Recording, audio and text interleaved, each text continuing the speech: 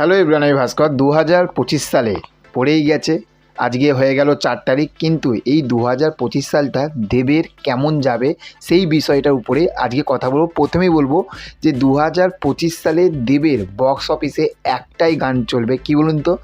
রাজার রাজা এলো, রাজার রাজা এলো, রাজার রাজা।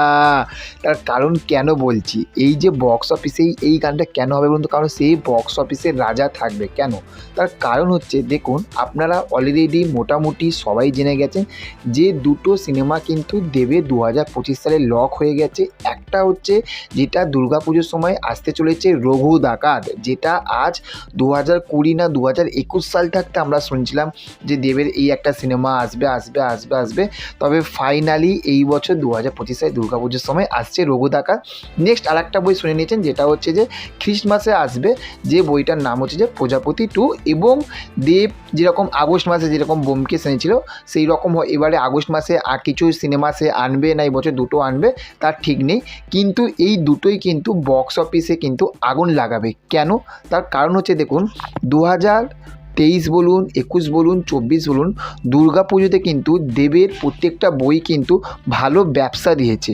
কিন্তু উইন্ডোজ প্রোডাকশান হাউসের সঙ্গে কিন্তু টক্করটা দিয়েছে। কিন্তু সেই রকম উইন্ডোজ প্রোডাকশান হাউসে যেরকম রক্তবীজ বলুন বা আপনি যদি বহুরূপী বলুন, যেরকম বক্স অফিস কালেকশানটা এনেছিল, দেবের সিনেমাগুলো কিন্তু সেই রকম কিন্তু কালেকশান আনতে পারেনি। তার কারণ আমি বারবার বলেছি, দেবের দুর্গা পুজোর সময় আমরা সবাই একটা আনন্দের মুহূর্তে থাকি, কিন্তু দেবদা কিন্তু সেই সময় কিছু সিরিয়াস মুভি নিয়ে আসে, যেরকম বাঘাযতীন এনেছিল, তারপরে আপনার কাছের মানুষ এনেছিল, এইবারে যেরকম টেক্কা আনলো। কিন্তু এবারে কিন্তু পুরোপুরি কিন্তু গেম, পুরোপুরি কিন্তু খেলাটা কিন্তু ঘুরে যাবে। তার কারণ পুরো রঘু ডাকাত একটা পুজোর সময় যেরকম আমরা ছোটোবেলায় কিছু কিছু সময় অডিও স্টোরি শুনেছি, কিছু সময় গল্প শুনেছি, ঠাকমা দাদুদের মুখে কিন্তু গল্প শুনেছি, রঘু ডাকাতের গল্প শুনেছি, সেই রকমই কিন্তু এবার কিন্তু বইয়ের খাতা থাকতে এবার কিন্তু মানুষের মনের উপরে, মানুষের মনের ভিতরে ছাপ নেবে কিন্তু রঘু ডাকাত। এবং আপনারা বুঝতেই পারছেন যে দুর্গা পুজোতে কী লেভেলের একটা বক্স অফিস কালেকশান কিন্তু দেবের কিন্তু এই রঘু ডাকাত থাকতে আসতে চলেছে।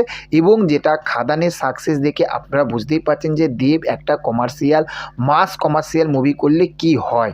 এবং নেক্সট আর একটা সিনেমা, যেটা হচ্ছে যে প্রজাপতি 2। প্রজাপতি 1 নিশ্চয়ই দেখেছিলেন যে খ্রিস্টমাসের সময় একটা রেকর্ড ব্রেকিং করেছিল, এক পার ডে 1 কোটি 1.5 কোটি টাকা করে বক্স অফিস কালেকশান এনেছিল প্রজাপতি।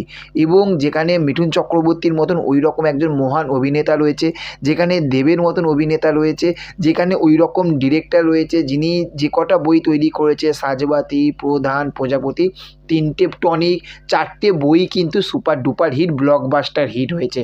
তো এবারে প্রজাপতি 2 কিন্তু আগুন লাগিয়ে দেবে কিন্তু বক্স অফিসে। তার কারণ আবারও অনেক দিন পরে কিন্তু দেব মিঠুন জুটি কিন্তু ফিরছে এবং খ্রিস্টমাসটা কিন্তু দেবের কিন্তু বক্স অফিস কিন্তু প্রত্যেকটা সময়ই কিন্তু ভালো যায়, এটা কিন্তু আমরা দেখেছি। এবং এবারে তো দেবের জন্মদিনে দেব এত বড়, মানে দাদা এত বড়, মানে দর্শকের কাছ থেকে এত বড় ভালোবাসা, এত বড় পুরস্কার, এত বড় প্রাইজ, এত কিছু পাবে দেবদা কিন্তু নিজেও কিন্তু ভাবতে পারেনি। তবে হ্যাঁ, একটা কথা বলবো, এই বছরও খ্রিস্টমাস কিন্তু জমে যাবে। তো এই জন্যই বলছি যে 2025-এ বক্স অফিস কালেকশানগুলো যে লেভেলে আসবে, একটাই কিন্তু আবারও বলে দিচ্ছি, বক্স অফিসের রাজা, বক্স অফিসের কিং কিন্তু আমরা কিন্তু আবারও বলতে পারবো যে রাজার রাজা এলো। তার কারণ হচ্ছে দেব কিন্তু প্রমোশনগুলো কিন্তু বেশ ভালো করে।